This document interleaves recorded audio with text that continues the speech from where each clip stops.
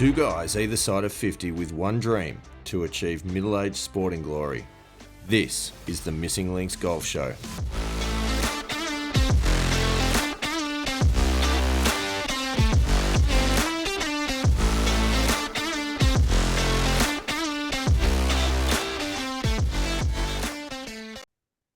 Pilgrims, here we are again.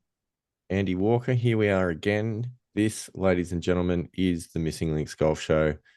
I'm Steve Hinks, and I am joined by Andy Walker for the 33rd time.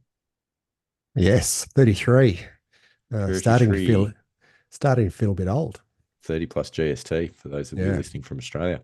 That is exciting, and a big one tonight, Andy Walker. A cracker jack, fully loaded episode. Excited to finally have my voice back after the last couple of weeks. Yes, it was interesting, as we talked about last week. It was an interesting interview that we had last week with Dr. Sasha McKenzie. I mean, look, I had a lot of fun because I got to ask all my questions, but it was good. I thought you did an excellent job, Andy Walker. If there was, I don't know if there's an awards ceremony of some sort for podcasting. Perhaps you should be nominated for finest interview or something like that. Yeah, I'm not sure about that, but don't know if there's an Emmys equivalent. No. Or an Oscars equivalent for podcasting. I don't know. Actually, we should check that out. Maybe we could be up for best new talent this year. Maybe. That'd be exciting. Is there talent? Is that what we are? I don't know. I mean, that could be a stretch. We might be pushing it a little bit there. To call us talent. Best new something. I don't even know what's the word. Best new random artist. Blokes chatting about themselves on the internet. Yeah. I think artist is a bit of a stretch unless that's right. It's right up there with talent. Unless you would have put the word bull in front of it. But anyway, on that, or actually not on that topic, probably is a better way of segueing. Andy Walker, I've got some exciting news for you and the Pilgrims. Nice. And that news is that our YouTube channel is finally up and running and is fully stocked with the back catalogue of the Missing Links Golf Show. All of our episodes, except episode 1 and episode 7, because we didn't actually video them for a couple of different reasons. Episode 1 being because it was the first one that we did and we didn't really know what we were doing. And if you listen back to it, you'll see clearly that we didn't really know what we were doing. Yep. And episode 7, sorry, a little bit of a cough, still lurking from COVID. Episode 7, because that was the Live from the Range episode for the Missing Links Masters that we did not record. Yep. Yeah. But outside of those two, they're all on there. Do you think maybe we could actually go back and like lip sync or something for those 2 episodes just to get it on YouTube? We could. That'd be a bit of fun, wouldn't it? We could creatively come up with. I mean, we could. I still think we probably do need an episode 1 because we need to explain to people at the beginning what the show's about. And I wouldn't mind redoing episode 1 anyway. You didn't think we explained it that well? Well, because it's not on the YouTube channel, Andy Walker. So people are going straight into episode 2. And I can imagine the confusion when they're going in there and seeing all the list of episodes and there is no episode 1. Like, although maybe that's just a fun thing about the show that there is no episode 1. There was no beginning. There is only now. Well, I mean, I did like my explanation, about, my meaning of the missing links is finding the links that were missing. That were missing. So, yeah. I mean, that's profound. It was eloquent.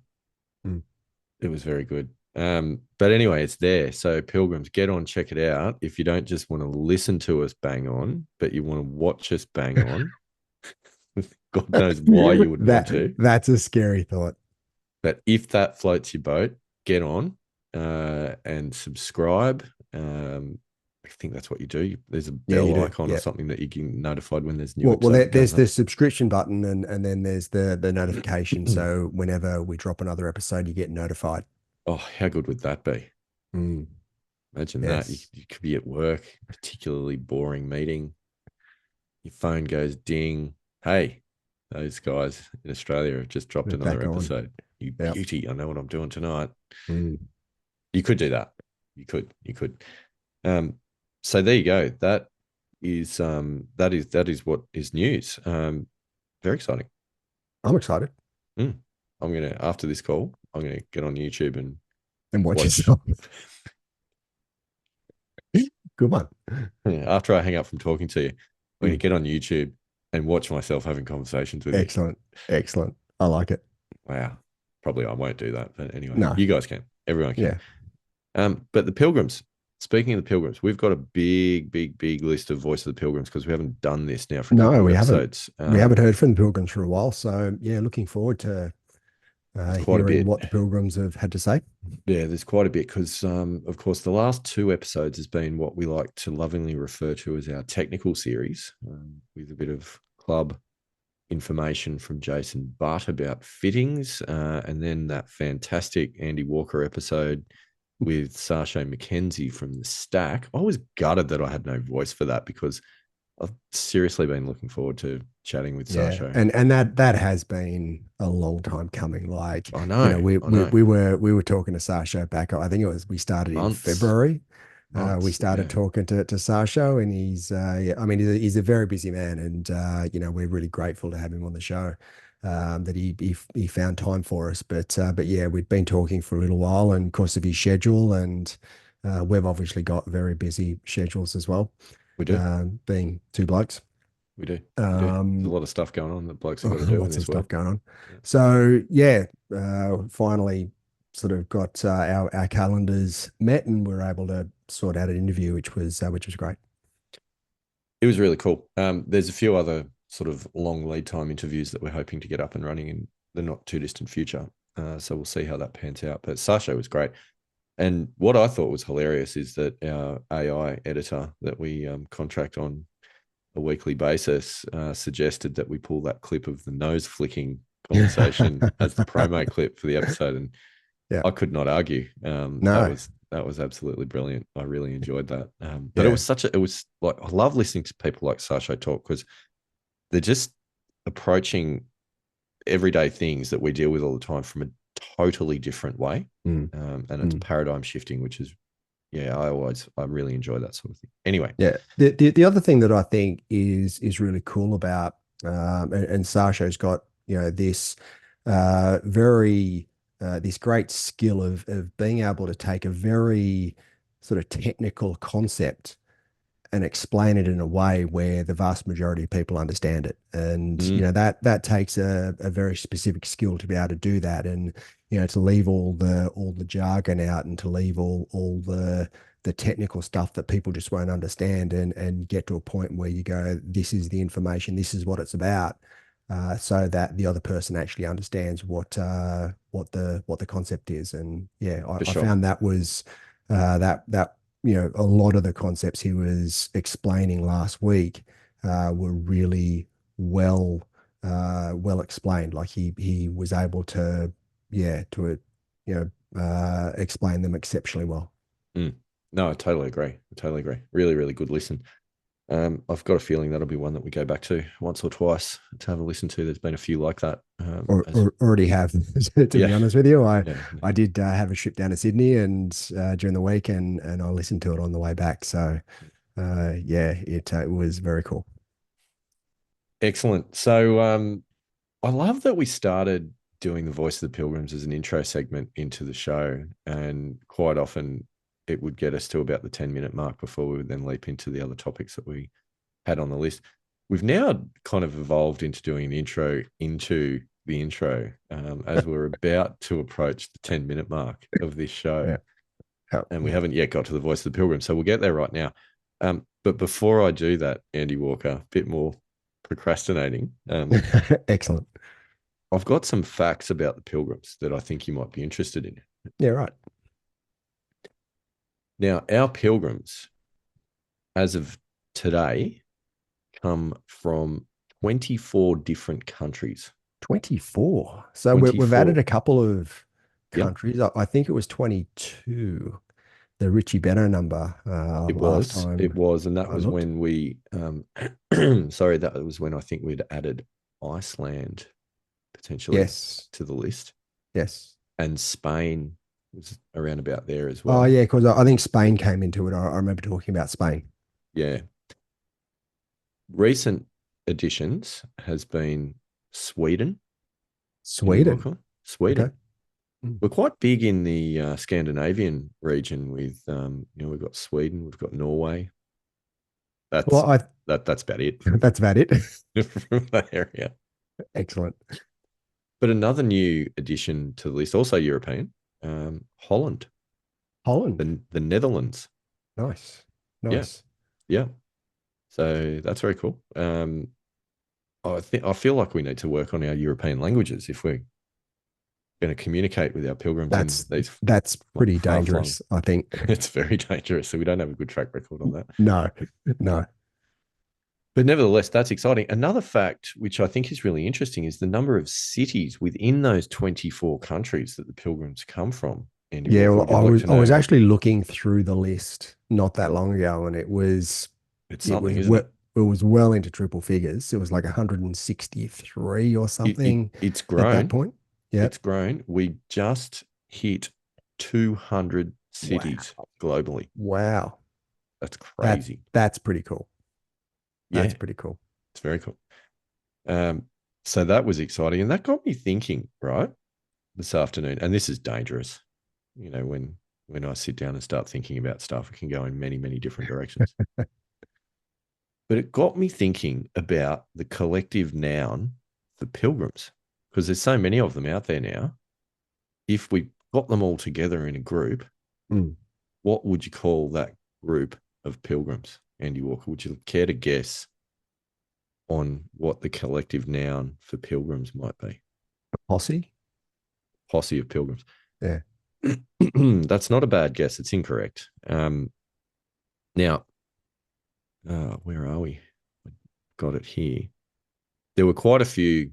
There were quite a few options that floated around on the internet for the collective noun for pilgrims. Okay, so I've had to cut it down because one of the common ones that you see out there was uh, a flock of A pilgrims. flock of pilgrims. Mm. Okay. I didn't really like it. Just didn't get me in the feels in the way that I No, kind of needed no, to. no. I sort of I don't feel as though we have a flock of pilgrims No, it's feels. I don't along with like. I us don't. on our pilgrimage. I No. don't. I wouldn't. I don't feel comfortable talking about our flock. I don't think. I don't think so. So I threw that one out. There was also a procession of pilgrims, which Mm. I kind of. That sounds very transient. Like procession is, like going past. Yeah, I agree. I So agree. that doesn't. I don't think that feels as though we're in it together for the long haul. I agree. And it also, to me, it feels like they just move on. Yeah, They come and go. And yeah. I don't think that. I don't think that's the way it works. No, no, no, But no. anyway, I found one and an explanation for why it was suggested, Okay. which I really like, I'll read something to you and tell me what you think. There's another collective noun that suits pilgrims is a caravan. This term conjures up images of a group of travelers journeying together, often during long and arduous treks. A caravan of pilgrims evokes a sense of camaraderie and support as they navigate the challenges of their pilgrimage, providing each other with companionship and assistance along the way. Now, Andy Walker, I feel like that was written for us. Yeah, I don't mind it. A caravan of pilgrims. Yeah, the Hmm. caravan. Hmm. But how many caravans do we have? Like, is it just one? Like, because it's pretty squishy. Just one caravan. A very big one. But I like it. I like the concept of long and arduous treks. I mean, I've Mm. had rounds of golf, and we'll talk about one later that was a Yeah, long and yeah. arduous Very, trek. very, very long and arduous. Yes, had plenty of Um, those.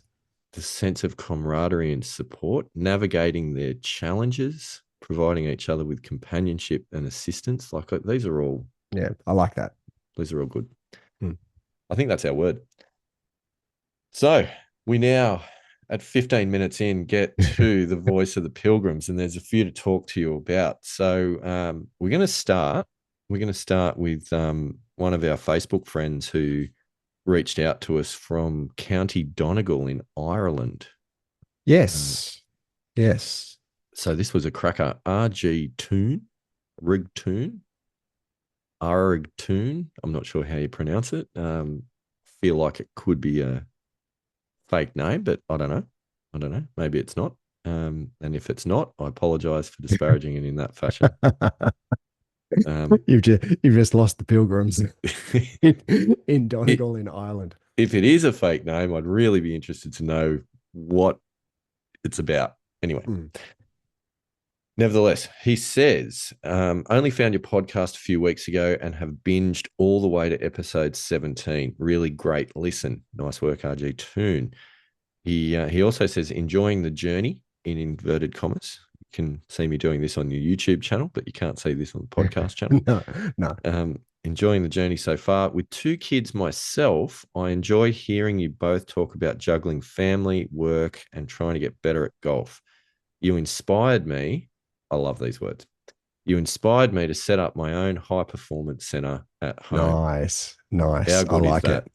I like I've, it. I've shared the pod with my regular 4 ball and hoping to build up the County Donegal listenership. We absolutely love your work, RG Toon. Yeah. Yeah. That's And brilliant. look, I did actually jump on after because I after you shared that with me, I jumped on to the Google and just to Google the Donegal area. Yep. And I've had a good look at Donegal Golf Club. So that looks like a really, really good golf club. But the area itself Stunning. looks as though there's some amazing golf courses. Absolutely stunning.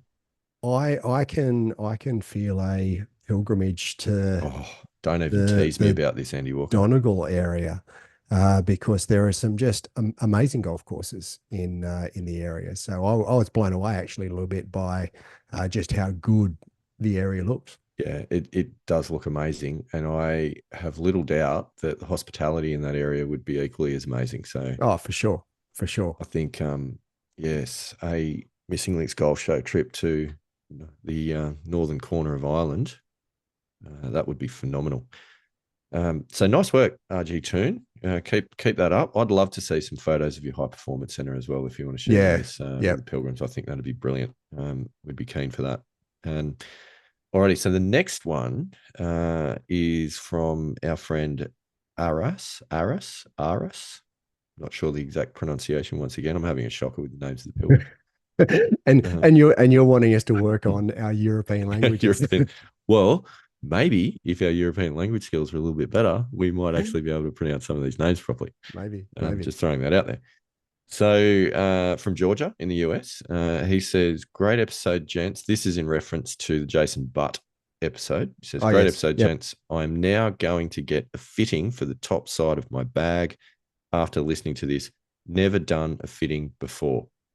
Nice. We've inspired someone to go get a fitting. That's quality. Best part about it is, Aras, it's only going to help you golf. Yeah. And so if that's something you've never done before, you're going to love the process and it's going to help you golf because having equipment that actually suits your swing can only mean good things. So Yeah. Yeah, no question. yeah, we would love to hear updates. And if there's photos of the fitting process, we want to hear what you ended up with. Yeah. All the specs and all that sort of golf nerdy stuff. That'd be awesome. We're really keen to hear about that. Yep. That's a good one. That's good. I feel like we may hear from Aras again Yeah. shortly. Well, I hope As we so move down. because yeah, I mean, I had such a great experience with Jason and through that process, and I love the new clubs. And It's just they're so working much. It's quite so well. good. It's so good. So yeah, can only be an improvement, I think. The next voice of the Pilgrims that we've got comes from Kerry from Queensland. Pretty confident that I've pronounced that correctly. Yep. Now, Kerry is, as a matter of fact, the wife of one of the very original Missing Links social golf club members from Ah, right. Okay. 15 Yep. plus years ago. Yep. Great people, Kerry and Steve, super people. had a bit of a rough trot lately, health wise, but we absolutely hope that things are on the way up and going well Yeah, for for sure. Kerry and the family. Kerry says, "Can't believe I have only just discovered this magic." Welcome to the pilgrimage, Kerry. Nice. Um, so we're going well. We've got Andy from Orange. Andy from Orange says, "Really enjoying the podcast. I've found the life lessons that are part of the golf discussions really good. There's been some really good personal discussions pop up just when I needed them." That's cool. Wow. Okay. That that's an unexpected consequence, right? Of Yeah. of what we've been doing. But I also feel from talking to various people that it's been one of the recurring themes that, as much as surprisingly people like to hear about our golfing exploits, they probably get more out of the stories about just us being humans trying to get through all the various issues that we face. Well, it's interesting. I was talking to through email through someone that I'm associated with, a colleague, and he's a little bit older than what we are. He's in his 60s, and he was talking about the challenges that he's facing because he's trying to get down to scratch. Never got down to scratch before. Mm. He's coincidentally currently playing off 2.2, Ooh, uh, which good number. is which is now my new handicap after my recent rounds of golf, which is kind of cool. Mm. But he was talking about the struggles, health, fitness, physical struggles of playing good golf and keeping it all on track so that you can put a consistent and persistent effort into improving your golf game. Makes a difference. Um, so yeah, that whole physical and mental struggle, it's real. It's real for a lot of people. Oh, it's massive. It's the balancing of time. Sorry, it's balancing of time. It's balancing of all the other priorities. We talked about this actually. The episode with Josh Nichols. Um, Obviously, we talked a lot about that in that episode. That was really Yeah, what it was all about. I did also. It's not in the Voice of the Pilgrims, but I had a message from Josh coming back the other night to say that episode, he's received more positive feedback about that episode than any other episode of his yeah, podcast. right. Okay. That's amazing. Wow. Yeah, yeah, yeah. And that all started from that tweet of his, Yeah, that got yeah, a great response from his followers, and obviously got a great response from us, and it's turned into a bit of a bigger conversation. And I think that, this stuff is so important, and talking about challenges and struggles with people that are going through the same thing. And even if it's not, if you don't feel as though you don't have mates that you can talk to these things about, to listen to two guys having a chat and being vulnerable about those struggles, if that helps you along as well and understand that you're not alone, yeah. there's a lot of people going through these struggles, and if that can start a conversation, then that's all the better for it. 100%. It's funny, like I find when I read a book or like binge a TV series or something on Netflix or listen to podcasts because I really enjoy listening to other podcasts when Mm. I'm doing the sort of hour and 40-minute drive here, there, and everywhere each week. So I find like when I get to the end of one of those series or shows, I feel a bit sad about not seeing my friends again, that are like the characters that I've made that sort of become your friends. They become, sort of part of your circles. And I'm not saying that we're everybody's friends as a pilgrim by any stretch, but we kind of like, it'd be nice to think like that because we Mm. are all interested in similar things. We all fight the same battles. We all go through the same challenges. And if it helps a little bit knowing that there's other people out there doing that, then I think that's a really, really good thing.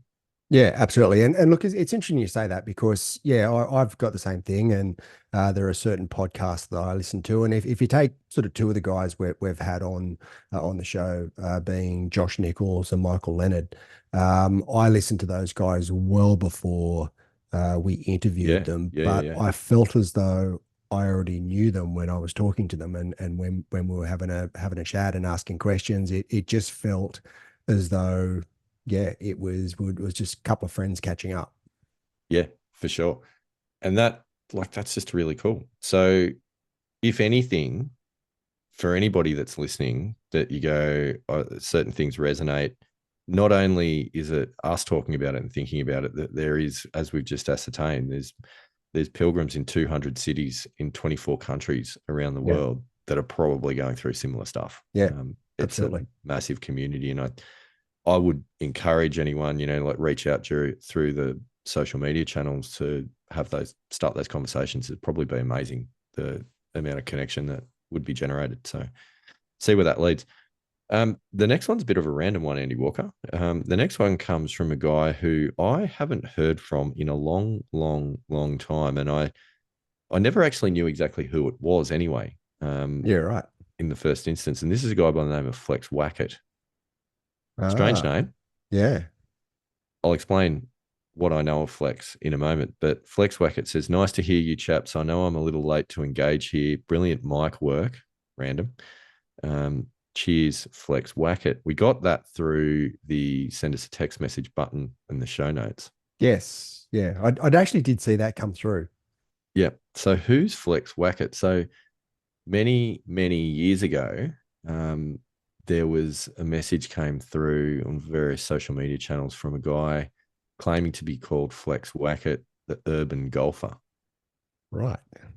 And his profile picture was indicating that he would walk around the streets of whatever city he was from with a 5 iron and a golf ball and a small square of synthetic turf.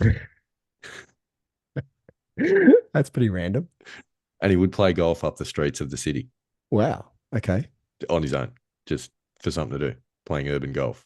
Because you And can. his catchphrase was, "The world is my golf course." I don't know. I love I I don't love know it. who. I don't I know who. I love it. genuinely don't know who this guy is. That is Um, awesome. That's one of the and best things I've heard. it's amazing. It's That's amazing. awesome. So Flex Wackett, the urban golfer, the Yeah. legend lives on. Welcome. Welcome to the pilgrimage. Welcome to the Yeah. caravan. That's awesome. Don't break a window in the caravan with your urban golf. But yeah, I don't know what the par would be for, say George Street. I Yeah, don't. yeah. I genuinely don't know. Do you Um, know where Flex Wackett is based? Is it Australia or is it it US? Is it says Europe no, or it does. It says Australia, but that's all Australia? I've Right. got. That's all I've got to work with. So it could be Sydney, could be Melbourne, could be Brisbane, could be Perth, could be Adelaide, could be Wow. Darwin, could be Wagga. I don't know. Love to find out. We want to know more about Flex. We want to hear some of his stories, and I think a little bit of an update from "The world is my golf course." This is such a great line. Mm. Anyway, not for a moment though, Pilgrims. I was suggesting that you go out and take the 5 iron up the main street of your town, but if you did, definitely get it on video and share that, because yeah, that would be probably leading you into a court case and Yeah. some sorts of damages claim. But anyway, Flex Wackett, you're a very, very unusual human. The next one, I'm not sure who it's from, but it's through the send us a message button, from Waco, Texas. Andy Walker. Right. Okay. Waco, Texas, Jordan Spieth country, Yeah. down in Texas. I'm not sure which part of Texas he was from originally, but a lot of good golfers from the Texas region, actually. Anyhow, this, I think, is in response to some of the questions that we've asked about books to read. Oh yeah. Yep. So some great suggestions here. An American Caddy in St Andrews. Haven't heard of that one. Worth checking Okay. out. The next one I think you might have read, Atomic Habits. Yes. Yes. I have read Atomic Habits. Definitely sounds like an Andy Well, Walker. actually, no, I'll rephrase that. I've listened to the audiobook of Atomic Habits. I haven't actually read Atomic Habits. So I've Right. found that reading, isn't I don't have a great deal of time for reading, but when Mm, I'm in the car listening mm, to audiobooks, that's really my go-to when it comes that's the to time. books. Yeah. I think Atomic Habits, wasn't that the one where it's saying that you've got to do something 8 times to grain something in as a habit? Was that, I'm not sure about eight. or am I making Um, stuff up again? It's possible. yeah, Um, more, the more next than one, likely. Yeah, it happens. The next one is linked. It is Golf Beneath the Surface. Um, Oh, okay. I know it's a book. I haven't read the book, haven't listened to the audio book, but I have listened to quite a few episodes of the podcast. It's Dr. Raymond Pryor, I think. Um, and I can't remember the name of his co-host, but it's a really good one, actually. It's a good Yeah, right. podcast. Okay. Um, I might tune in and they did a look. series. They did a series on habits. Maybe that's where I got the 8 Yeah, repetitions yeah. from or something. Yeah, They because did a I series on don't think habits. Atomic Habits is eight. I don't recall Atomic Habits being, 8 habits to ingrain one. So yeah, Yeah, he's more about breaking down the habits into a daily routine and sticking to it. So yeah. yeah, no, similar things, but definitely check out. I'd absolutely second that. Golf Beneath the Surface. I'm sure that I think the book is sort of the precursor to the podcast series where they unpack some of the stuff that he put in the book. It's really, really good listen. It's got a good way about explaining things. So I'd support that one. Then he says, on a cheesier side, here we go. Rick Riley's Missing Links. Didn't realize that anyone had written a book about us, but that's cool. No. And Shanks for Nothing by James Castellano. Shanks Great, for nothing. That could be great title. dangerous. Great Mm.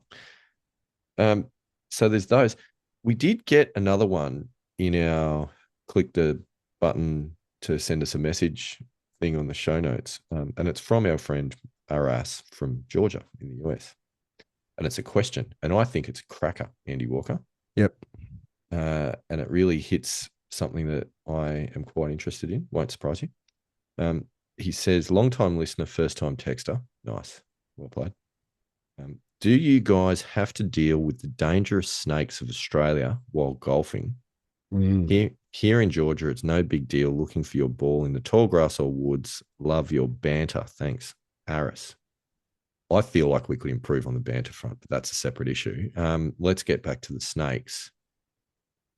That's a big yes, Aris. That is a huge yes. That's a Yeah. very, very big yes for both of Yeah. us. During summer, there is a lot of times where you just don't bother looking for your golf ball.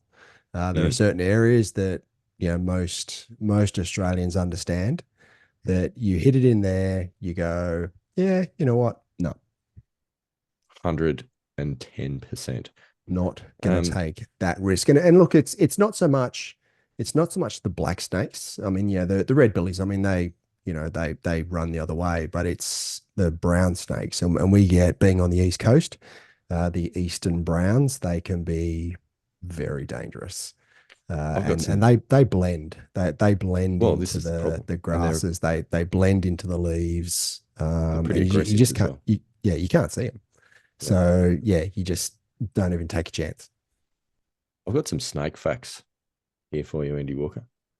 Okay. Um, might come as a surprise to you to hear that I don't mind a bit of a conversation about wildlife.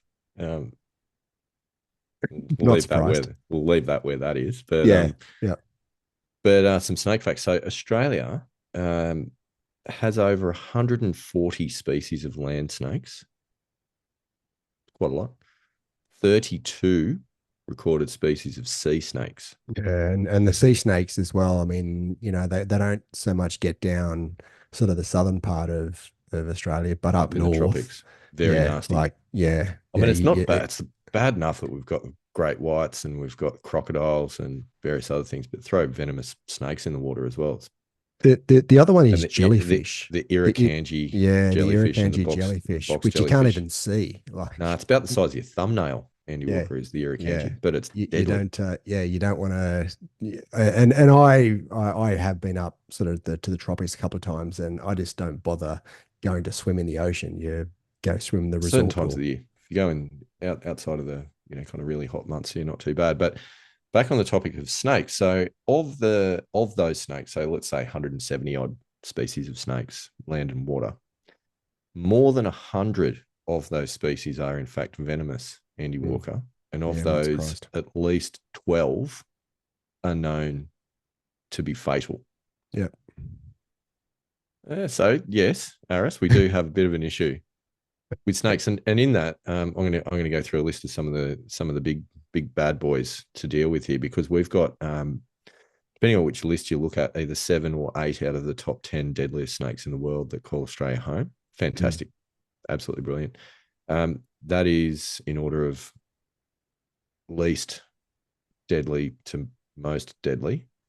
Um, the red-bellied black snake that you talked about. Now, interestingly, the red belly is the natural predator of the brown snake. So, Yeah, right. Okay. yeah. So if you get a red belly around, it's a good thing.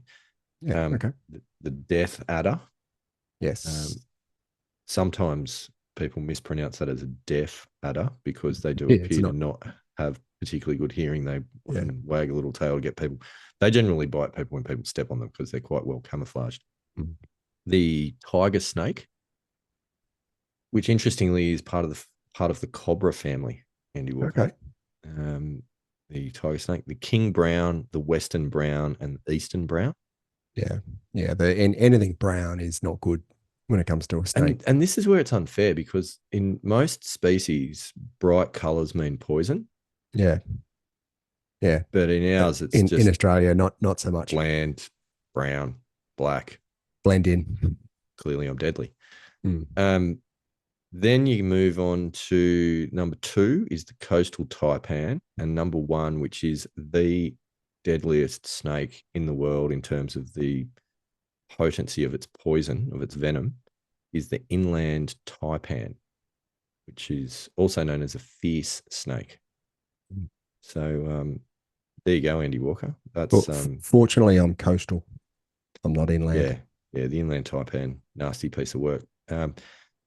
I mean, beautiful creatures, absolutely beautiful creatures, but give them a wide berth, ladies and Yes. gentlemen. I do have an interesting snake story for you, though. We place that I know you love, Barnbougle Dunes, which is Yes. down in Tasmania. Great We place. went down there some years ago now. Had a weekend away, fantastic, beautiful spot, but it is one of those places where it's got really long rough, and if you hit the ball in the rough, you just take a drop. Yeah. Lost ball, move on with your life. You don't go in there searching for it. But we played 2 days, had an evening there. We stayed on the course in the accommodation there. We all sat out the front of the cabins there and had a few beverages in the evening. And then we got up and went inside and had a bit of a look later on. Someone left something outside, and there was a massive, big king brown curled up underneath one of the camp chairs that one of the boys had Wow. been sitting on all night. Because the thing with snakes, right? Like they're cold-blooded animals, so that they draw their body heat from external sources. Yep. Yep. Yep. So it had been loving hanging around underneath the body heat of old mate that was sitting in the chair. He obviously was oblivious. Yeah. He's got like the third deadliest snake in the world sitting under his chair whilst he's sitting Wow. there having a few beers with the boys. Had absolutely no idea about it. Wow. Yeah. Yeah. Yeah. Yeah. Not something I really want to think about too much. So they are about. That's a fact. But you know what? I find where I play a lot of my golf in sort of inland New South Wales, my biggest issue is not snakes, Andy Walker. It's kangaroos. Well, yeah, there are a number of golf courses inland Australia where kangaroos are a potential issue. We have got hundreds of them on our Mm. course. Yep. They're beautiful. I love kangaroos. They're Mm. absolutely beautiful animals. But the Um, males can get a little bit territorial. so here's the story. I can't remember if I've told you this. I might have. So I apologize if I have, but I definitely haven't told the Pilgrims, and it's a good one. So on my course here last summer, it was last summer, and I was getting out and I was practicing a fair bit, playing 9 holes after work with daylight savings, all those good things.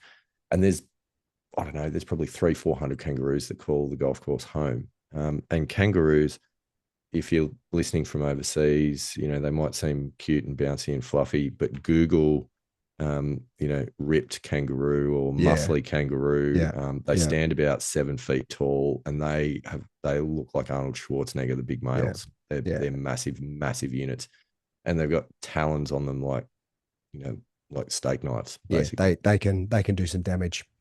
They can. So anyway, we were on. I've been out on the course, and the way that they tend to live, quite often you'll have a big male with his harem of females and all of their offspring. So he'll win the right to breed and away you go.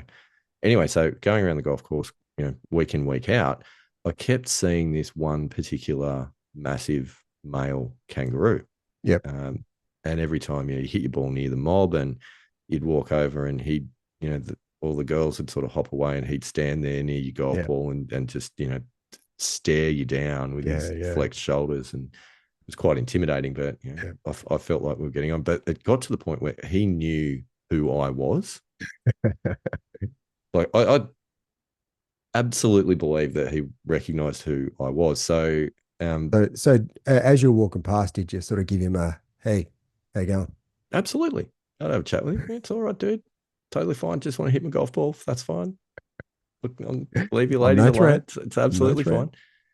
The tail's a bit long for me. So anyway, so anyhow, I went down to the short game practice area, which we've talked about numerous occasions on the Missing Links Golf Show. Strolled down there for a bit of a chip and a putt one afternoon after work, and beautiful afternoon. I get down there, got the wedge out, having a bit of a chip, and I noticed just under the trees, about 25 meters away, there's a big mob of kangaroos just lying there in the shade, as they like to do in the afternoon. Yep. So I'm having a bit of a putt, and old mate kangaroo is there, and he stands up and he looks at me, and we have this, our eyes lock. We have this moment of recognition, Yep. and you can see him staring at me. And I'm like, it's okay, bro. I'm just having a putt, not a threat. It's totally fine. And he's looking me in the eyes, Andy Walker. He's staring me. You could feel Was the it a death stare. stare? Yeah. You could feel the stare burning me through the eyes. And whilst looking at me, whilst locked visually looking at me, he reached over, grabbed one of his ladies, and started, shall we say, making sweet love whilst staring at me. Is that how you describe it? Making sweet love? We got a clean rating on the show.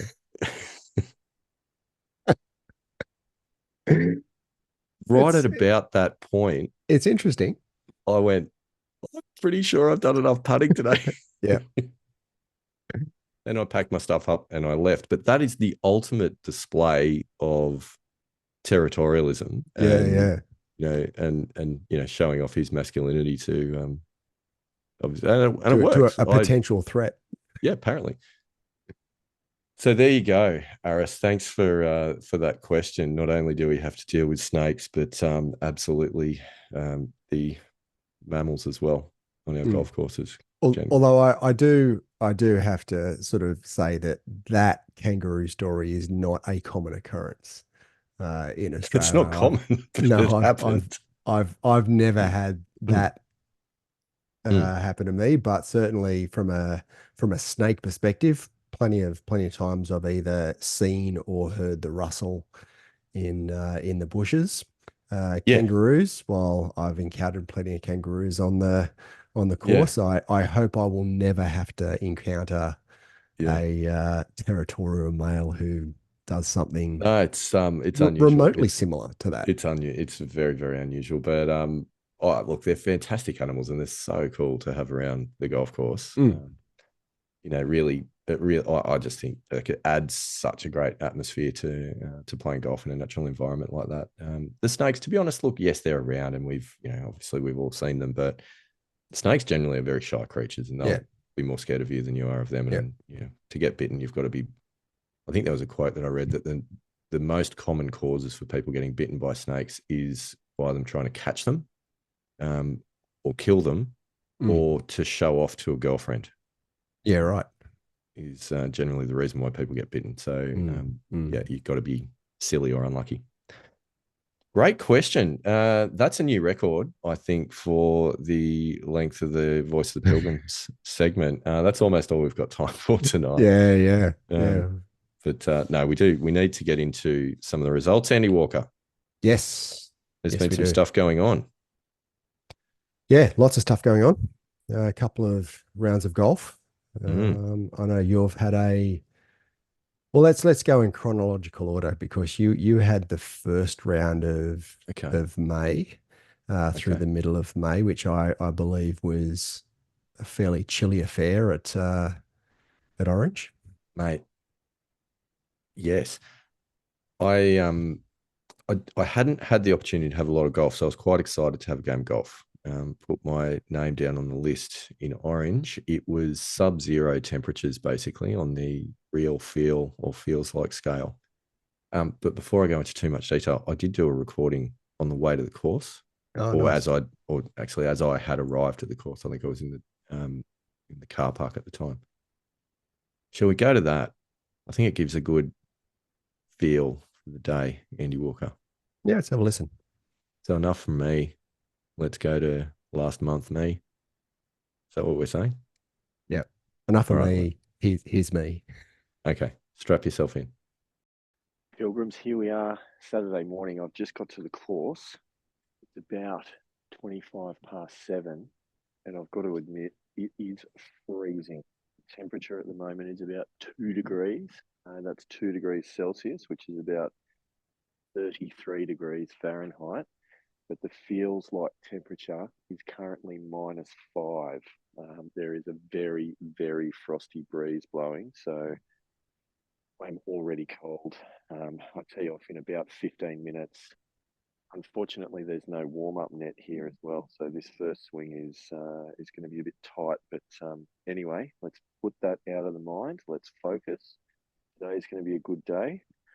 Stay mentally strong. Stay on the task at hand, and let's see how we go. But yeah, definitely challenging conditions. Not something I'm used to, but we'll get through this. It'll be good. All right, we'll check in later. What do you make of that, Andy Walker? Well, I mean, you are here, so you did get through it. It's true. But the question is, how did you get through it? So it was cold, as you may have picked up from that recording.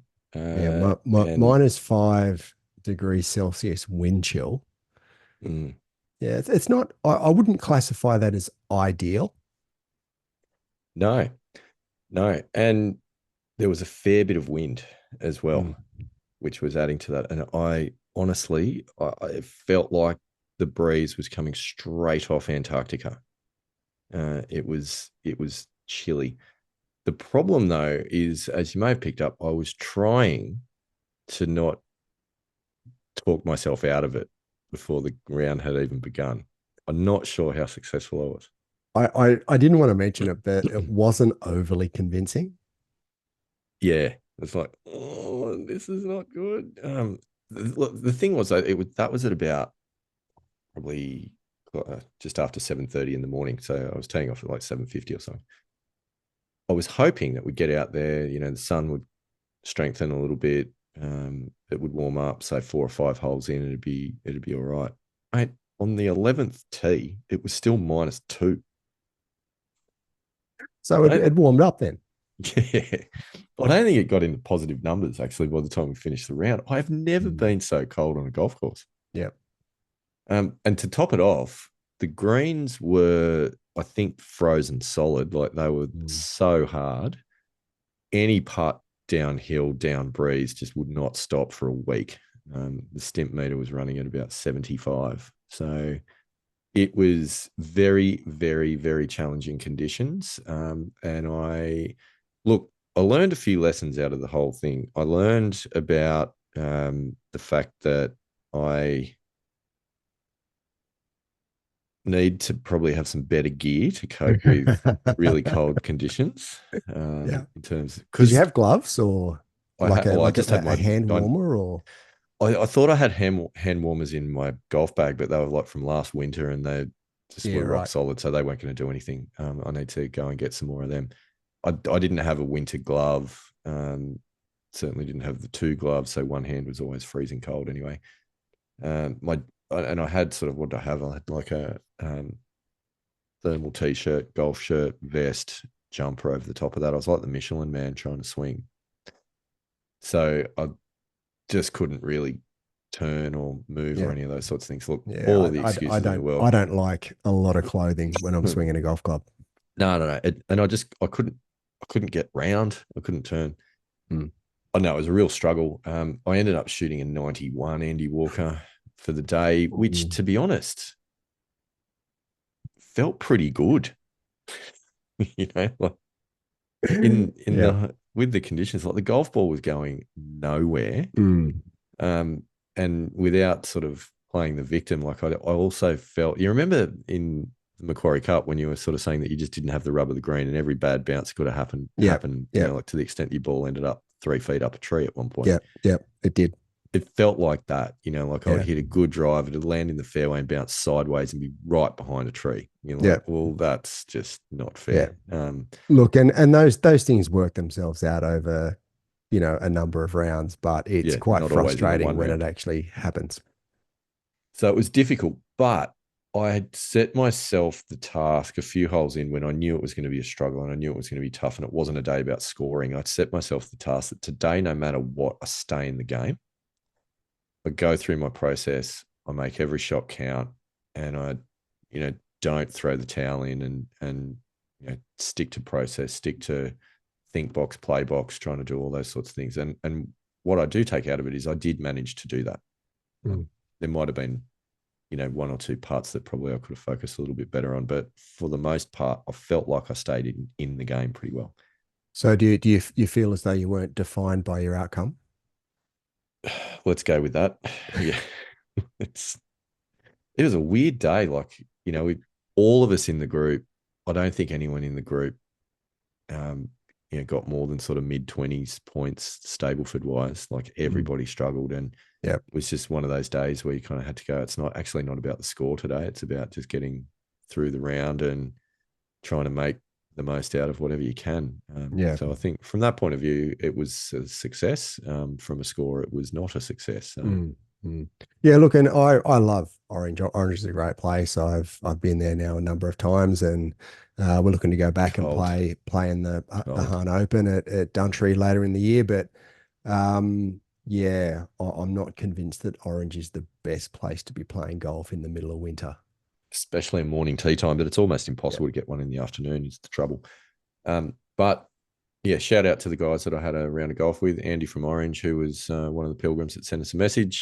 He was in the group. It was really good to have a round of golf with a Pilgrim, regardless of how that specific round of golf nice. panned out.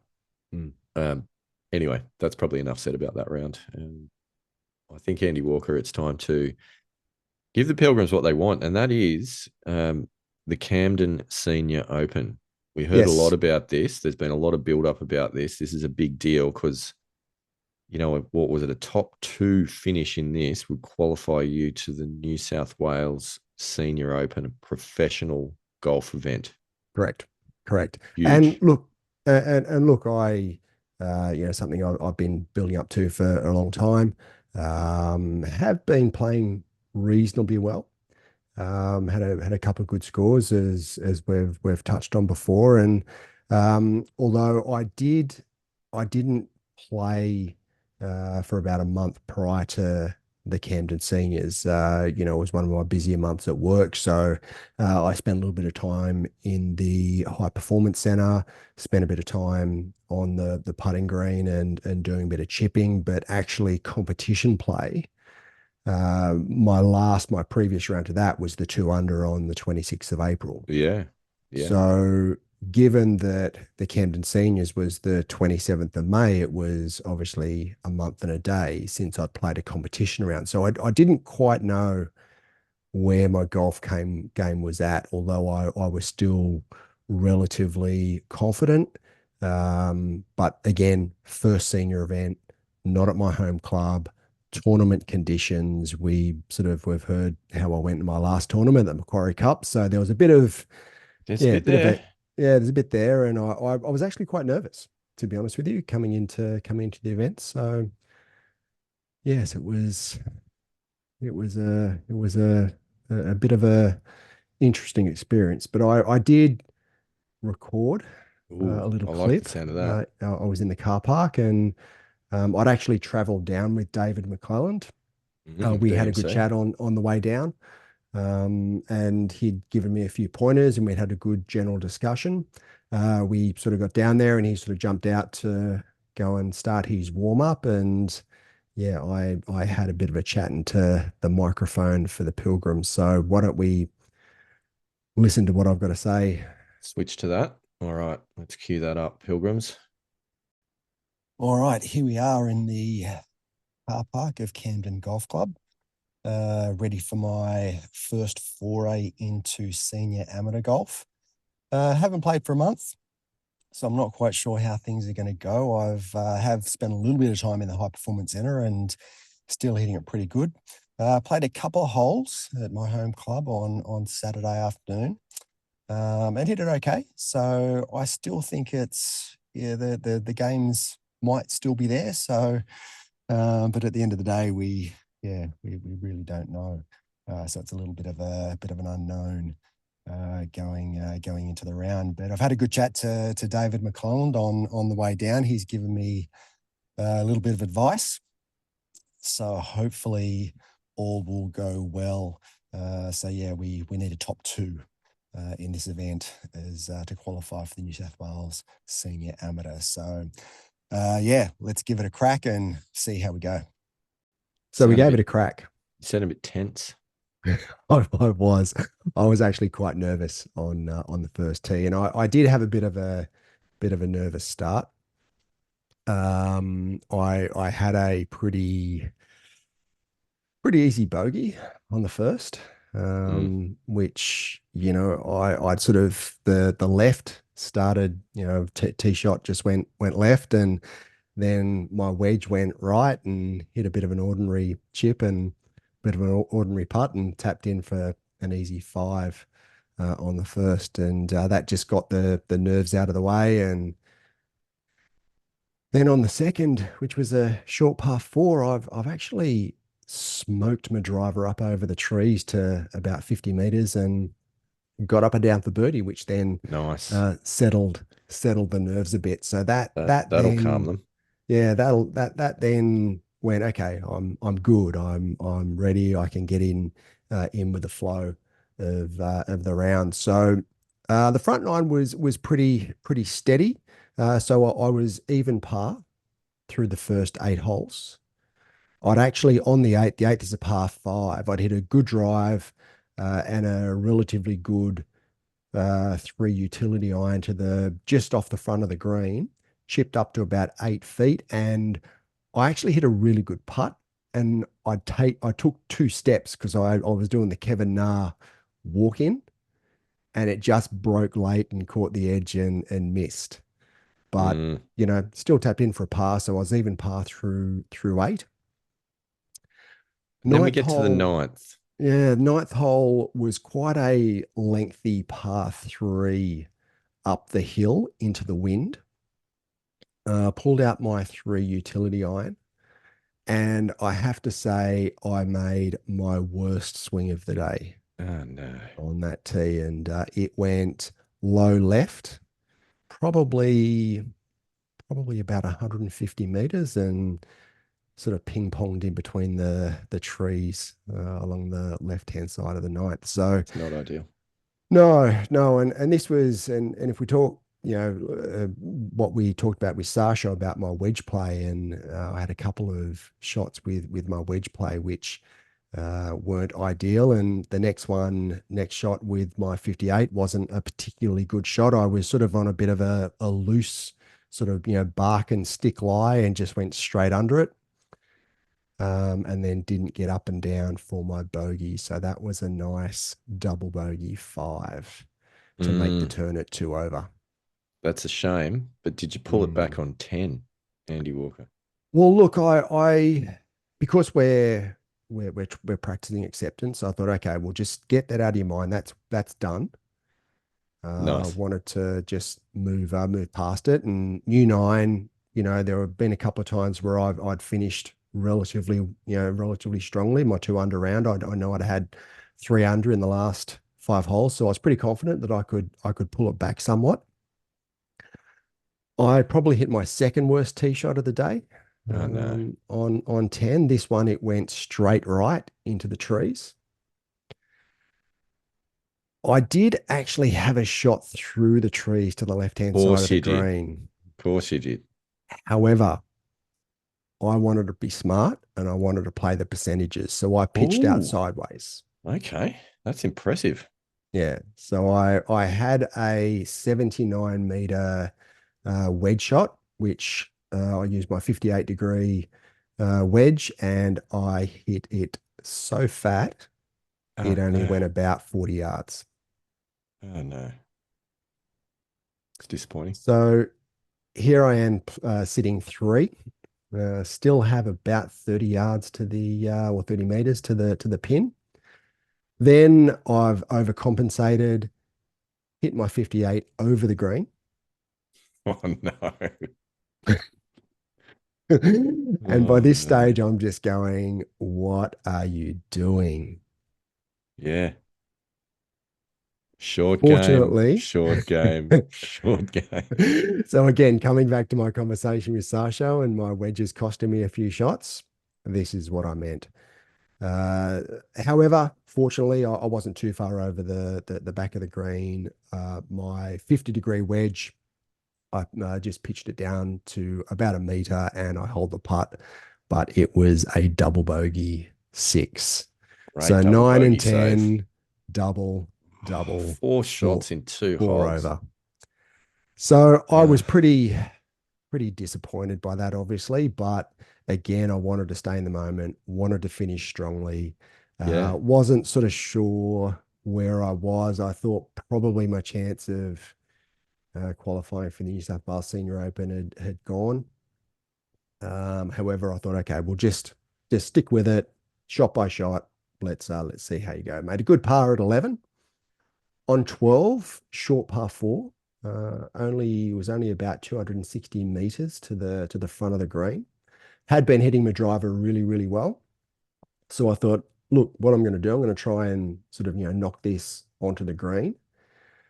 Swung probably a little bit too hard, and I hit it about 50 meters right Mm, into the water hazard. mm. It's not ideal. No, no, wasn't ideal at all.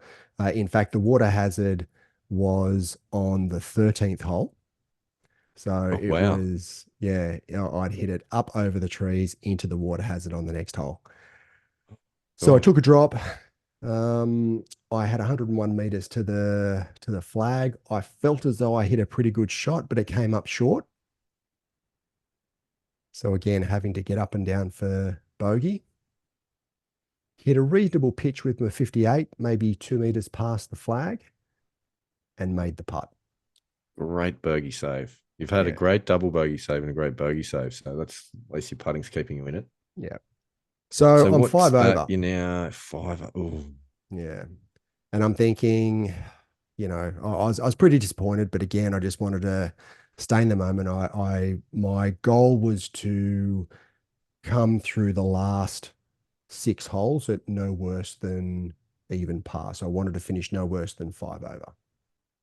So on 13, because of my last tee shot, I wasn't overly confident, and there were sort of trees up the right and water down the left of 13. So I took my 3 utility iron, hit a pretty good shot down the left-hand side of the fairway.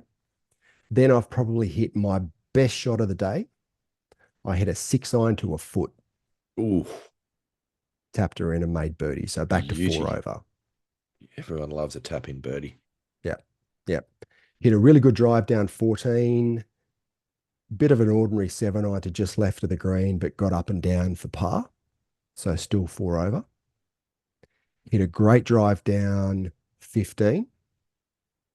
Hit a really good 9 iron to about 2.5 meters and binned it. Nice. Back to 3 over. 3. Oh, this is good. And This I'm is thinking, promising. okay, let's just keep this going. On 16, it's a par 3 over water. I hit it just to the left-hand side, or just into the left fringe. I was able to putt.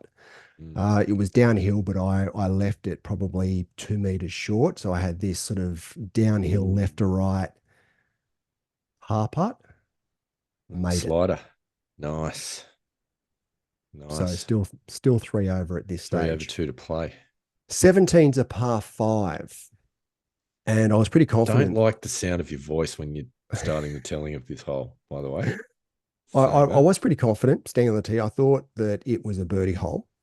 Hit a really Mm. good drive and then chunked a 4 fairway down the right-hand side just into the right rough. But I was still, maybe about 45 meters to the front of the green. But the pin was cut quite close to the front of the green, probably only about 2 or 3 meters on.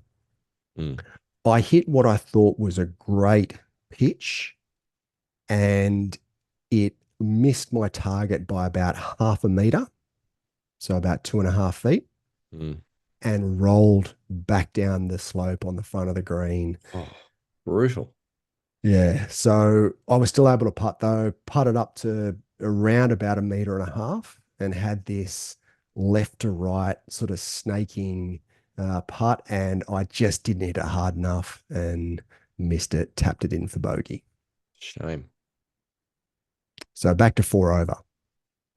One to Stood play. on the 18th. Now the 18th is again a short par 4.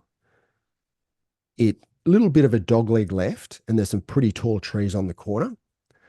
So I've decided to do the aggressive line and take Sure. Why driver not? up over the trees. Of course, I felt as though I needed to make birdie or better to be able to give myself a reasonable opportunity. Have probably hit my best drive of the day up over the trees, and it's pretty steep embankment on the 18th green. And it landed about 2 meters short of the green and just stopped. Yeah, right. However, I pitched up to about 2 feet, made the putt for birdie, 3 Nice. over. 3 over. It's good effort. So I didn't really So expect 3 3 over. over Top to 2 spots do. go through. Yeah, I wasn't overly confident, I have to say, coming into the clubhouse. Mm. We sat down, had some lunch, and looked up the score, and I'd come 4th. Heartbreak. So 1 over was tied for the lead. So the guy that won, there wasn't a playoff. So the guy that won on a countback. Right. However, the other guy, the runner up, he obviously got the second berth in the New South Wales Senior Amateur. One of my playing partners shot 2 over.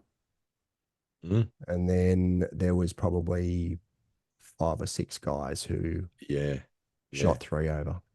However, I was of course I'd had a pretty good back nine. I was at the top of that leaderboard Yeah. when it came to countbacks. the tie for 4th. So I ended up winning the net though. So, but net Yeah, score right. didn't Well done. get a qualification into the New South Wales Senior Open. It's a good effort though. It's an amazing effort. Well done. So look, I was pretty happy at the end of the day. Look, I made some mistakes, and my wedge play wasn't particularly good. Those 2 double bogeys, 9 and 10, they really killed me. As well as the pitch shot on 17, which it wasn't a poor shot. I felt as though I hit it the way I wanted to. I just missed my target by about half a meter. 9 and 10, they were just poor shots. Like they were poor tee shots. They were poor second shots, poor pitches, and certainly on And 10. I mean, if they were bogeys instead of doubles, then you tied for the lead. Yeah, exactly. And potentially, winning on a countback. Mm. So that it was marginal. There wasn't a lot in it. And at the end of the day, for my first senior event under tournament conditions, course was in great nick. It's been 30 odd years since I'd played Camden, and I really enjoyed it. It's a really, really good golf course. If you get a chance to get out there and play it, they've sort of revamped it a little bit since I was last there, but I really enjoyed it. I rated. I thought it was a really good golf I course. think I've played Macquarie out that way, but not Camden. Yeah, so there's a few. It used to be called Studley Park, but now it's called Camden Golf Club. So there's Camden Lakeside, there's Macquarie Links, and then there's Camden Golf Club. So Studley yeah. Park, did you feel like that kind of suited your game? Like is that why you chose that event? Well, I don't know about, and then if there's anything studly about it, but certainly, yeah, there wasn't a lot studly about my wedge play. Yeah, shame. Mind you, I had a good day apart from the tee shot on 13 where sorry, my tee shot at 12 where I hit it into the water a long way right, but that was because I was trying to hit it hard rather than my normal swing. When I paired it all back once I hit that shot because I was hitting my driver quite well. Once I'd sort of paired it back and went back to just my standard sort of 80% swing, then yeah, the driver worked really well. I was really happy with the way the TSR3 went. Which is awesome. So what were you, 5 over after 12? Yeah, five over through 12, 5 over and 12. finished at 3 over. So Now, my goal of um after 12 was to not finish worse than 5 over. That was what I had in my mind, and I achieved that, which was good. So, a couple of those little sort of, micro goals, they were ticked off. So, and again, from a couple of months back where it was my issue finishing poorly, I think I fixed that up and now my finishes have been quite good. that's definitely has helped without a doubt. Lessons learned out of the experience? Need to work on my wedge game. Yeah, fair. That's fair. Yep. Yep. On a positive note, I'm, of course, coming into the event, and we had the discussion that I thought it was a long shot, me qualifying for the New South Wales Senior Open. Yeah, that's right. I, Yeah. I don't necessarily think it's a long shot anymore. I think I've got just as much chance as anyone, if not more, than the guys in the field. So I feel You're as though probably younger than a lot of them.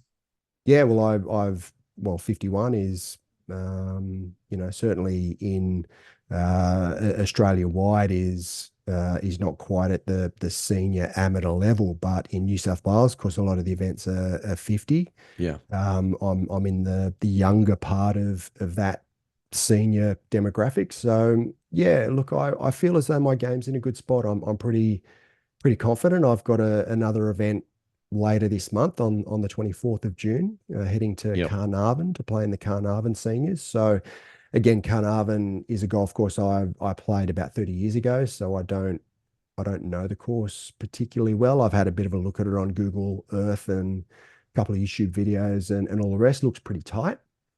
But I do I haven't remember played it, so I don't know. Yeah, I do remember it's not the longest golf course that's on the tour, but certainly I've got good memories of it. Well, that is exciting. And we need you to get up and get a qualification for this New South Wales Senior Open because I can't wait to come and caddy that event. Yeah. Well, interestingly, I have found another qualifying event because I thought it was Camden, Carnarvon. There's one up at Newcastle and Horizons, then the Glenmore Seniors. But I found the Magenta Seniors. Oh, right. At Your old Magenta. stomping ground. Yeah, my old stomping ground.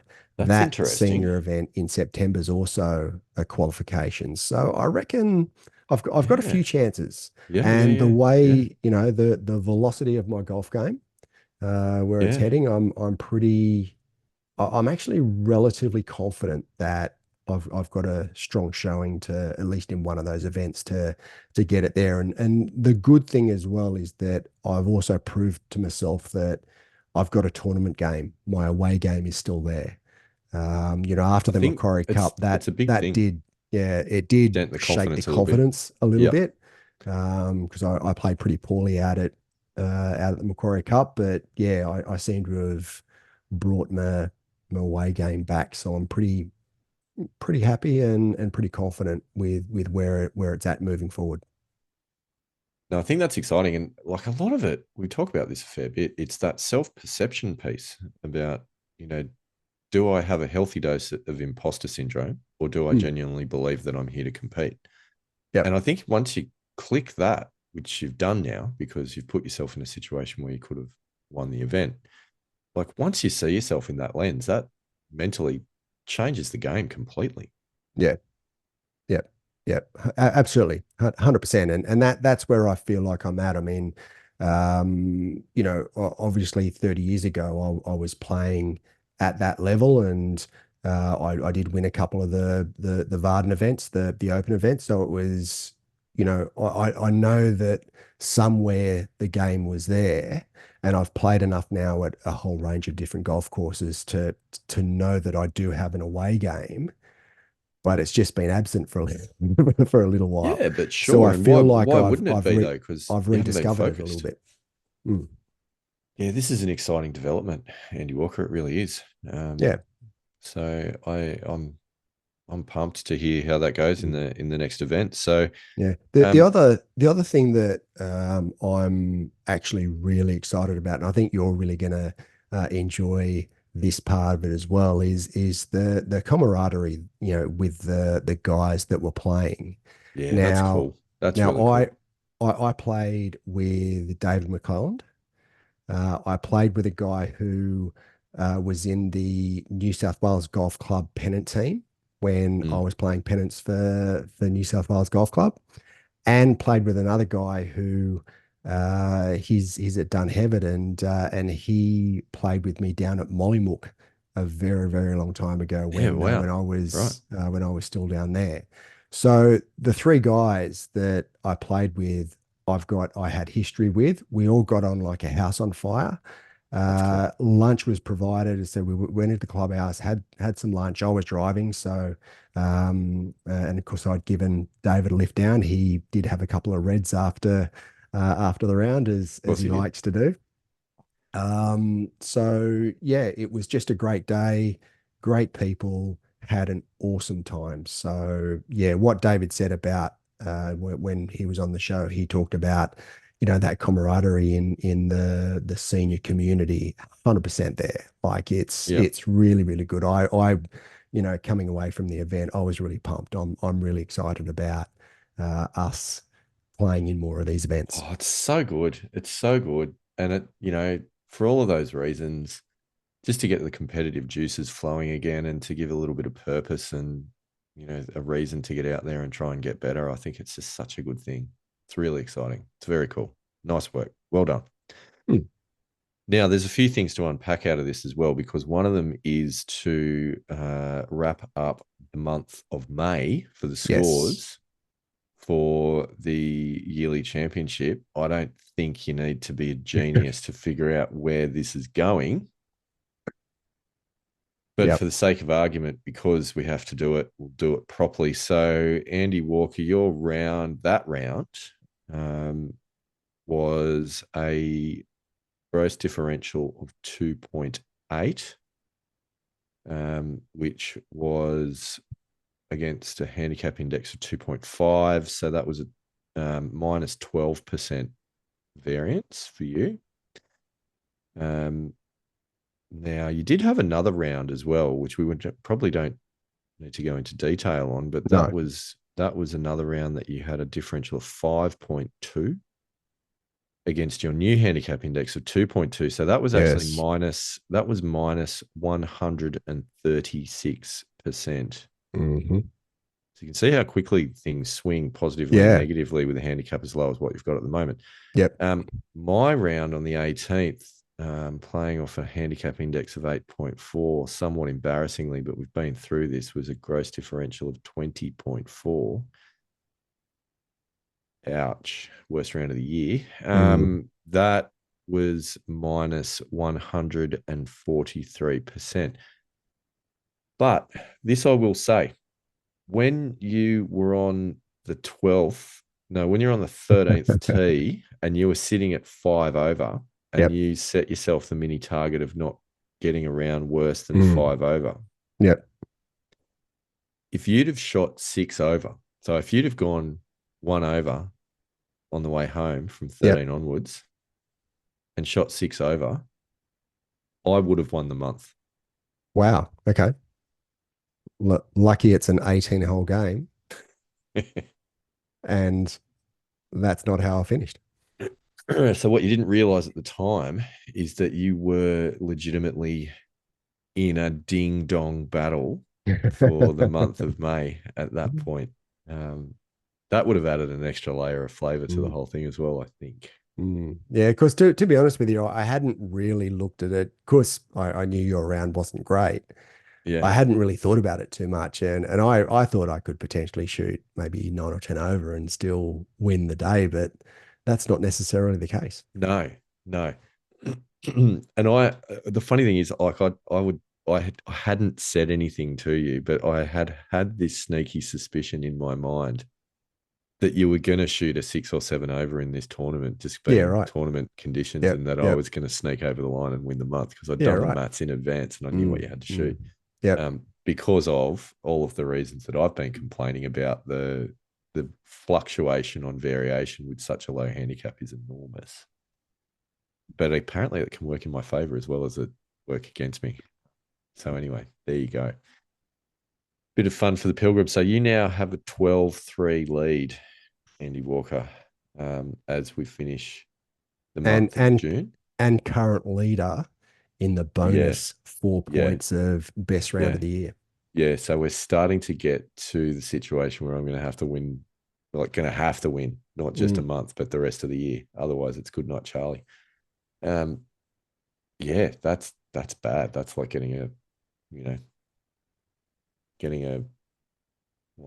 11 and 8 touch up, 10 or a 10 and 8 touch up. 11 and 8 would be a bit of a challenge, but well, in 18 holes it would be. Yeah, but yeah, it feels a bit like that at the moment. It can't be a clean sweep though, because I did win January. That is true. Which is good. We'll get there. It's okay. The tide will turn. Hang in there.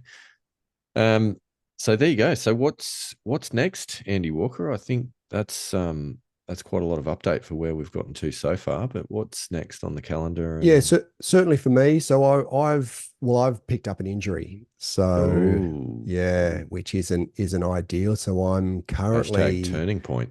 Yes, currently resting.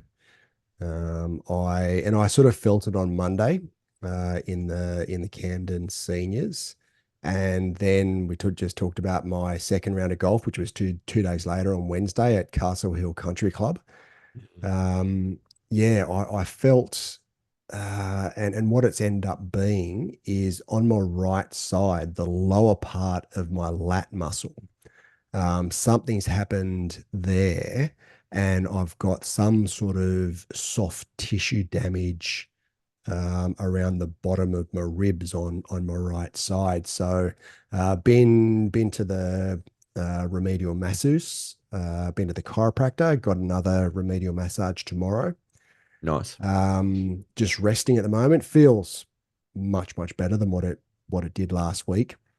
It actually really impacted me on 17 and 18 at Castle Hill. It was really sore, and it really impacted my swing and therefore my finish at Castle Hill. But yeah, I'm hopeful that the rest of the week taking off, and then maybe on Saturday or Sunday I might try and swing a golf club again in the high performance center just to see how it's going, and I'll have 2 weeks to prepare for the Carnarvon Seniors. So next week will be about practicing again, getting a swing back, making sure it's all still there.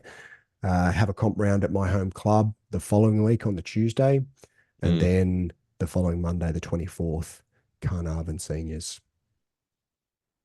It's exciting. What about yourself?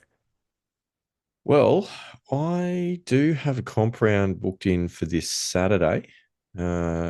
This weekend coming. So that is exciting. Long weekend in Australia as well, which is even more exciting, to be perfectly honest. So, yep. Be getting out on a Saturday afternoon. Got an afternoon tea time, which is good. Getting running around Dubbo Golf Club, so that will be nice. Be fun. Yep. Hopefully, be a bit warmer than your last. I would imagine so. Yep. The weather forecast is not brilliant. There's a chance of showers, but I think it's looking like it's clearing. There's probably more rain likely on Thursday or Friday, not so much on Saturday. So yep, I think it should probably be all right, particularly playing in the afternoon. So anyway, I'm looking forward to that. That'll be good. Just a Stableford, or is it a medal day? Yeah, no, it's just Stableford day. Okay. So, but anyway, that'll be a bit of fun. So we'll get out and test out a few things. I've been I've been in the high performance center a fair bit lately, and honestly, I feel like my ball striking, with the exception of the photo that I sent you earlier this Yeah, I was going afternoon. to say that photo wasn't a particularly good ball strike. No, it Which wasn't. direction did that go? It actually went straight. I did it. Yeah. Wow, that It's a looked freeze very. frame of a video, That which can looked sometimes very be a bit hosel. misleading. It looked very, very hosel. It sounded fairly hosel as well. I reckon I've got it square on the hosel, Yeah, right. so it's Okay. still gone straight. Yeah, nice. But yeah, no, it honestly, like, I feel like I am hitting the ball in the high performance center so well. One of the things in my last round that let me down a little bit was driving accuracy off the tee, and I've been playing around just with a little bit of spine tilt in the setup. Oh yeah. Yep. And again, I feel like that's done two things: giving a bit more of a positive angle of attack to hit up at the ball to help get a bit higher ball flight, a bit more distance with the driver. That'll be interesting to see if that pans out. But I feel like doing it as well has created a little bit more of an in-to-out path into the ball. Yep.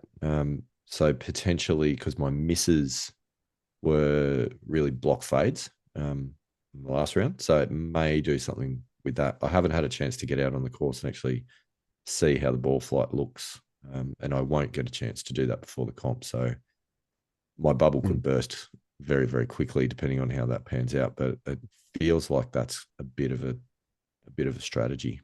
Yeah, and look, certainly with your driver, that tilt, that body tilt, will certainly help in making sure that your point of impact is after the lowest point of your swing, which it needs to be with the driver. So different with your irons, but with your driver. Yeah, I wouldn't try it with any other club. Yeah, it's certainly you need to be you need to be past your low point of your swing with a driver for the ideal impact. So yeah, definitely body tilt. I reckon that'll work quite well. Yeah, so that'll be really interesting to see how that goes. And of course, putting and short game. I really haven't had too much of a chance to get out and do anything over the past week or two, due to obviously due to the COVID situation. But yep, that's now moved on. So yeah, we'll see how that pans out. But that'll be fun. So hoping to get a good round in. I kind of feel like it's close. Yep. Do you feel like it's due? Oh, I wouldn't say due. Because, and honestly, I wouldn't say due because, like, last round aside, I have had some decent rounds. Handicap's been dropping, and I've been playing all right. I shot a 79 the round before the 91. Yep. It's just the difference there is wild. Yeah. Yep. So it's not so much that it's due, but I just feel it's close, and it's just about something clicking in the right way. And once that happens, I think that's just going to unlock a lot more confidence in what I need to do to deliver that. But yeah, we'll see how that goes. Okay. So just the one competition round at this stage for June? There will be another, but probably only one other. It's a difficult time at the moment. One of the other challenges that I'm juggling is my young man is playing rugby, and okay. Yep. rugby is on a Saturday morning. And rugby is all over the place, with hours drives in various directions everywhere from, where do we travel from Bathurst to Mudgee to Dubbo to Cowra to Canowindra to Parks to Slave and Forbes. There's some kilometres being done on Saturday morning. So when there's a home game, that's fine. But when there are away games, it's a bit difficult. Yep. The challenges of being a dad. Yeah. But look, it's fun. I'm really, really enjoying watching the rugby. It's great. Just as an aside, far out, there is a because it's under 12s at the moment, so there's still girls and boys playing together. Yep. There is a young girl in his rugby team who I tell you what, is one to watch for the future. He's electric. Yeah. He's a really high quality player. So wow. Okay. It's fun. It's fun to watch. Yeah, I'm quite enjoying it. Obviously, I'd like to be playing a bit more golf, but if I've got to do Mm. something else, then watching the young guy run around and play rugby is not a bad thing. Mm. And certainly I don't know about rugby, but the Central West has produced a number of really good rugby league players. Oh, it's a breeding Um, ground. yeah, yeah. I know that certainly the Penrith Panthers, they're half their teams from Yeah, out that way. yeah, So yeah. yeah, very fertile yeah, breeding ground for the rugby codes. There's a huge sporting culture in central and western New South Wales. Massive. Mm, mm. And that's the central thing around which a lot of the communities gather. And, it's Yep. where, the under 12s, go down. And what is quite nice, they go down for training. The parents will tend to go down and, prop the bar up whilst the kids are running around for an hour and a half of training. As they do. It's quite a social environment. It is Nice. nice, but really good people. It's a lot of fun. So, we covered it in the Josh interview. It's not about competing priorities. There are multiple things that I'm fortunate to have to put time into that are all good fun and I really enjoy. So I'm not looking at that as a challenge to golf, but it's just a challenge to find enough time to play golf Yep. in the right ways. But those opportunities will come. We plan in advance and make it all work. Nice. Nice. Yeah. So that's about it, Andy Walker. Is there any other discussion topics that you got on your list? No, that pretty much was. It's a lot there, isn't there? So That's huge. It's massive. yeah, Sorry, Pilgrims. So we really got ourselves carried away with talking about snakes and kangaroos. nothing like a bit of wildlife on the golf course. Yeah. No, it is good fun. But with that in mind, we would love to hear more from you. We'd love to see. I want to see some photos of this high performance centre in County Donegal Island. Yeah, You know for what? sure. I'd love. I'd love to know a bit about what your Pilgrims have got in your bags, what clubs you play. Certainly, Aris stories from your fitting would be magnificent. Yeah. Bit of sharing of information about what you play. Some photos of your courses. That'd be amazing.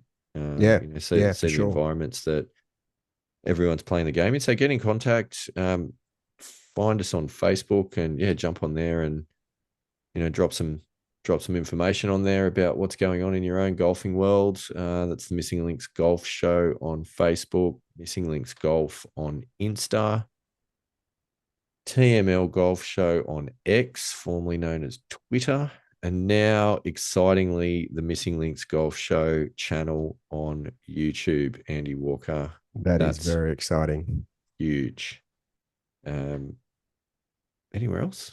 You can email us. Missing Links, the Missing Links Golf Show at gmail.com.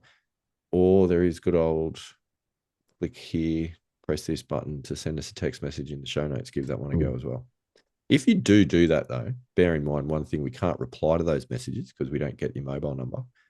And also, if you don't put your name in the text, we don't know who you are. We just know where you're from. i.e. Waco, Texas. Not sure who that was. Love the message. Didn't get a name. So we can't thank you in person, which we like to do. Yep. So get out there and connect, Pilgrims. We don't save them up for a mailbag episode like in a lot of other podcasts. We just go straight into the voice of the Pilgrims every single episode, unless we're interviewing a guest. And that takes us a lot more time, which is why our episodes are too long. Yes. With that in mind, Andy Walker, what else you got? Well, I think there's only one thing left to do at this point of the podcast, which is what we normally do. Cheers. Rock out, Pilgrims. I like it.